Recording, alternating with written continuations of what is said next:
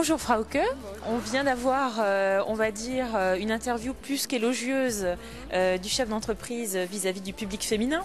Alors j'aimerais savoir aujourd'hui, tout d'abord, comment vous êtes venu à ce métier-là?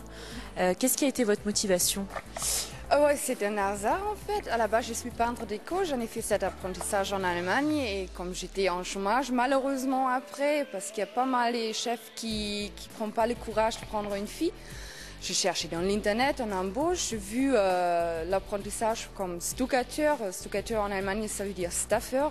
En France, j'ai pris la chance parce que le stuc, les staffs m'intéressent. Parce que je viens près d'Hambourg, il y a pas mal de staff. Et là, j'ai pris la décision, j'ai fait mon apprentissage chez le compagnon du Duval, dans cette entreprise aussi. Et ben, je suis restée.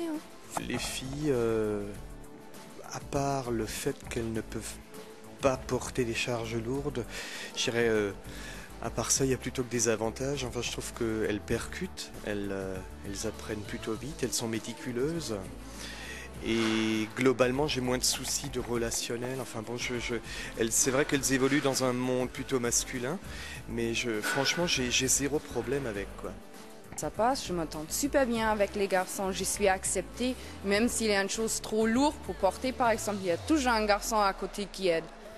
Alors, ça passe super bien. Ça sert finalement d'être une femme? Ben oui, toujours. D'accord. Bonjour, je suis Muriel Eiselman, j'ai 26 ans. Actuellement, je travaille en tant qu'électricienne dans l'entreprise familiale de mon père. J'ai passé il y a quelques temps un brevet de maîtrise que j'ai obtenu en étant major de promotion. Il faut se différencier par rapport aux hommes. Donc je veux dire, l'électricité est un domaine assez vague. Donc il y a plusieurs activités qui nécessitent une certaine finesse. Et donc c'est grâce à ceci que j'arrive à me différencier en fait. Ben, par exemple, dans le domaine de l'éclairage, je veux dire, une femme a une autre vision qu'un homme. Je veux dire, on arrive à travailler beaucoup plus proprement. Ça, c'est aussi le client apprécie que le chantier soit propre. Je veux dire, pour moi c'est normal, mais pour d'autres corps de métier, c'est au client d'apporter le nettoyage du chantier. Mais chez moi c'est automatique et pour ce qui est de l'éclairage, on sait à peu près par rapport à nos goûts, on sait plus satisfaire le client dans ce domaine-là. Puis à force, je me suis fait mon image et mon nom, donc les gens c'est normal quoi. Ils viennent vous chercher? Ils viennent me chercher, voilà. Ou des clients qui téléphonent, ils veulent que ce soit moi qui vienne et personne d'autre. Donc finalement, vous êtes une femme, vous vous êtes fait un nom. Voilà. Et aujourd'hui, le fait d'être une femme, c'est plutôt un atout finalement. Tout à fait. Bonjour Michel. Bonjour Vanessa. Merci de nous accueillir au sein de ton entreprise. Ton entreprise compte combien de salariés actuellement?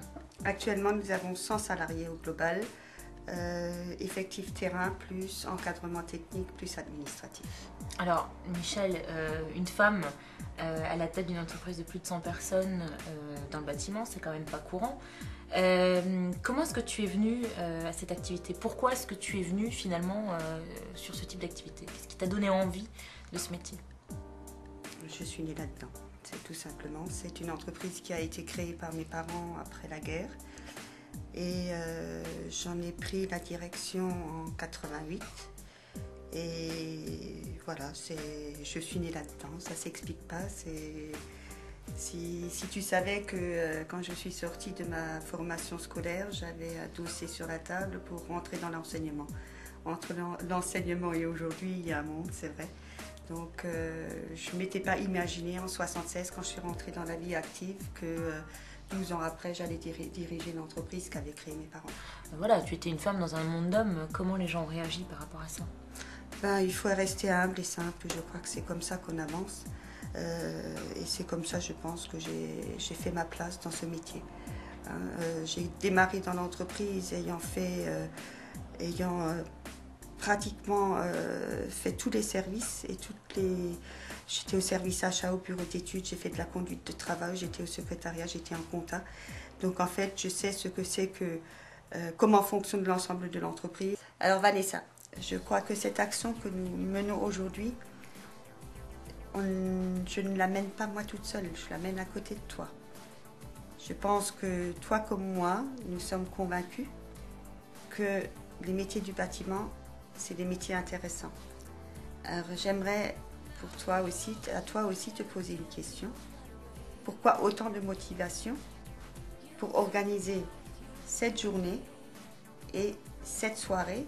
Tu es une femme et tu es une femme toi aussi dans le bâtiment. Être femme chef d'entreprise, être femme, être maman, être épouse, c'est vrai que parfois c'est pas facile, mais ça se gère. Et j'aimerais juste vous dire à vous toutes qui m'entendez, n'oubliez jamais, même dans le bâtiment, restez ce que vous êtes, une femme.